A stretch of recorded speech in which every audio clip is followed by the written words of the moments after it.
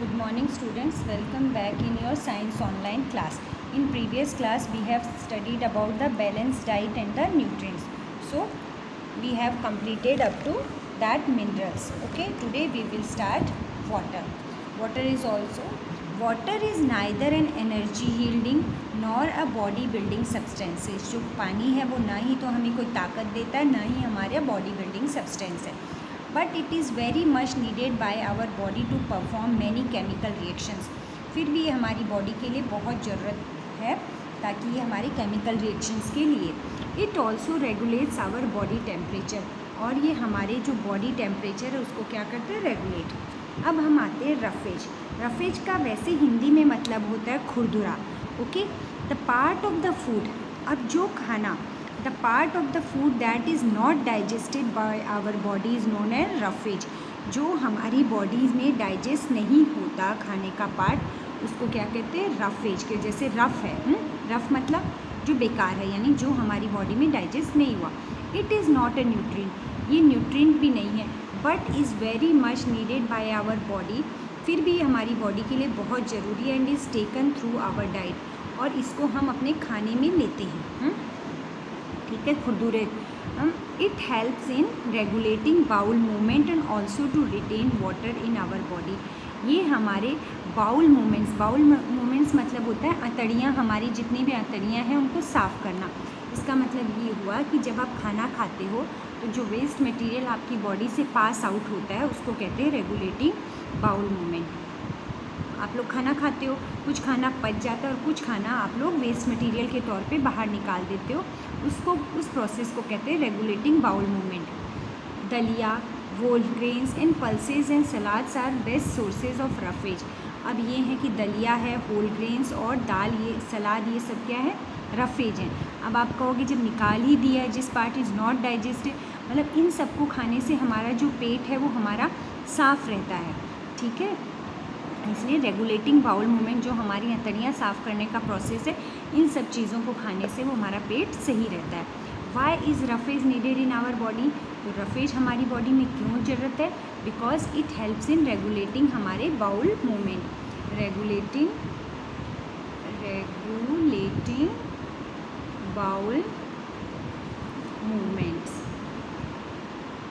Okay, daliya and salad are rich sources for roughage. दलिया और ये सब किसके सोर्सेज हैं? रफेज के. Okay, next is exercise. अब regular exercise makes our body fit and our muscles become active. अब हम रेगुलर एक्सरसाइज करते हैं तो क्या होता है, हमारी बॉडी फिट बनती है, मसल्स हमारे एक्टिव होते हैं. Exercise can burn extra fat of our body and make us slim. जब हम मोटे हो जाते हैं हमारी बॉडी में, मैंने बताया था कि हमारी बॉडी में क्या है, बहुत सारा फैट इकट्ठा हो जाता है. तब एक्सरसाइज करने से क्या होता है, जो हमारी बॉडी में एक्स्ट्रा फैट है, जो चर्बी है, एक्स्ट्रा फैट मतलब जो चर्बी है, वो क्या होती है, वो बर्न हो जाती है और हम स्लिम हो जाते हैं, हम दुबले पतले हो जाते हैं. It makes our heart beat faster and improves blood circulation. और एक्सरसाइज करने से क्या होता है, हमारी जो हार्ट बीट है वो क्या होती है, फास्ट होती है, और हमारी बॉडी का जो ब्लड सर्कुलेशन सही रहता है. We sweat a lot during exercise. हम जब भी एक्सरसाइज करते हैं तो आपने देखा है, दौड़ते हैं, भागते हैं, तब हमें बहुत पसीना आता है. क्यों आता है?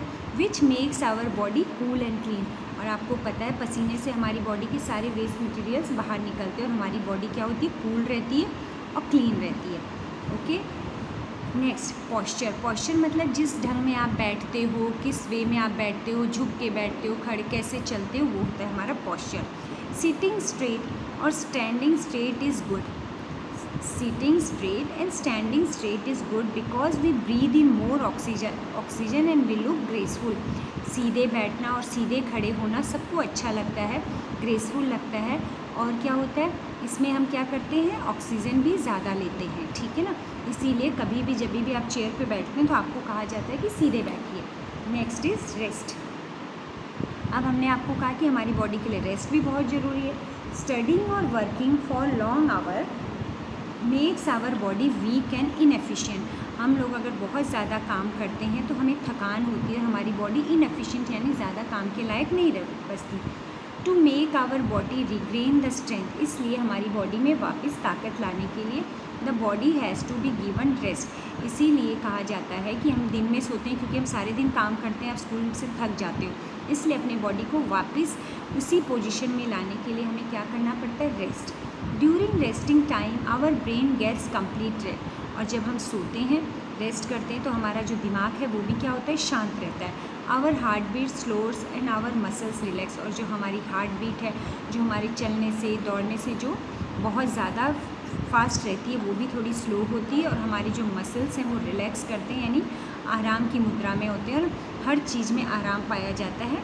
इसलिए जैसे किसी मशीन को काम करते करते रोका जाता है कि मशीन गर्म हो जाएगी, उसी तरह हमारी बॉडी भी एक मशीन है, इसलिए उसको भी हमें क्या है, थोड़ी देर रेस्ट देने की ज़रूरत है। ऐसे नहीं कि हमें सारे दिन काम करना है। Food facts, some misconception about food. कुछ लोगों की कुछ खाने की बातों को लेके मिसकंसेप्शन है, यानी कि ऐसा हो सकता है। An apple a day keeps the doctor away. ये कहा गया है कि एक एप्पल खाने से डॉक्टर हमसे दूर रहता है, मतलब हमें दवाइयाँ नहीं लेनी पड़ती, पर ऐसा नहीं है। जो एप्पल खाते हैं उनको भी डॉक्टर के पास जाना पड़ता है। Grapes are good for health. Eating lady fingers make one good in mathematics. कहा जाता है कि जो लेडी फिंगर खाते हैं उनके दिमाग में मैथ्स तेज होती है, ऐसा भी नहीं है। Eating pomegranate and red carrot increase our blood. और अनार खाने से और गाजर खाने से हमारा जो ब्लड है वो बढ़ता है, जबकि ऐसा भी नहीं है। मिसकंसेप्शन का मतलब होता है विच इज़ नॉट ट्रू, यानी जो सत्य नहीं है। मिसकंसेप्शन, मिस मतलब किसी भी चीज़ में मिस लगाते हैं नहीं, और कंसेप्शन मतलब जो ट्रू नहीं है। ओके, तो अभी हमने किस किस चीज़ के बारे में पढ़ा, water, roughage, exercise, posture, rest और फूड फैट्स, जो कि मिसकंसेप्शंस हैं। और देखिए आगे क्या है, all the above food fats are just misconceptions. जो अभी हमने पीछे पढ़े कि an apple a day keeps a doctor away, भिंडी खाने से दिमाग तेज होता है, ये सब क्या है, misconception. Many people think that more expensive food will give more strength and more growth. बहुत लोग सोचते हैं कि अगर हम महंगा खाना खाते हैं तो हमें ज़्यादा ताकत देता है। बट रिमेंबर, पर याद रखिए, if the food is balanced, अगर खाना बैलेंस्ड है, दैट मीन्स उसमें राइट क्वालिटीज़ की, राइट अमाउंट के क्या न्यूट्रिएंट्स हैं, that is balance, that is it has all the nutrients in correct proportion. अगर उसमें सारे न्यूट्रिएंट्स करेक्ट प्रपोर्शन में हैं, only then that food can give us good health. सिर्फ वही एक खाना है जो हमें गुड हेल्थ देता है।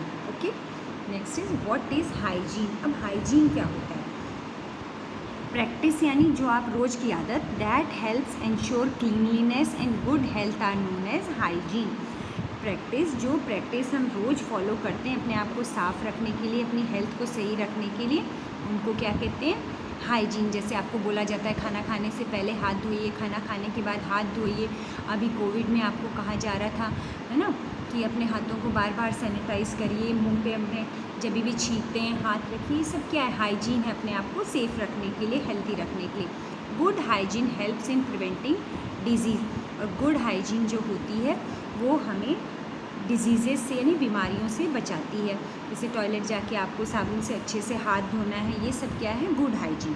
अब गुड हाइजीन में क्या क्या आता है, टेकिंग बाथ एवरी डे, रोज़ नहाना ताकि हमारी बॉडी का सारा स्वेट वगैरह बाहर निकल सके। Washing hands before and after every meal, खाना खाने से पहले और खाना खाने के बाद दोनों समय हाथ धोना।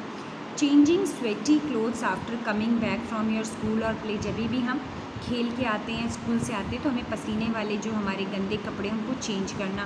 Brushing teeth properly with toothbrush and paste every morning and night before sleeping and preferably after every meal.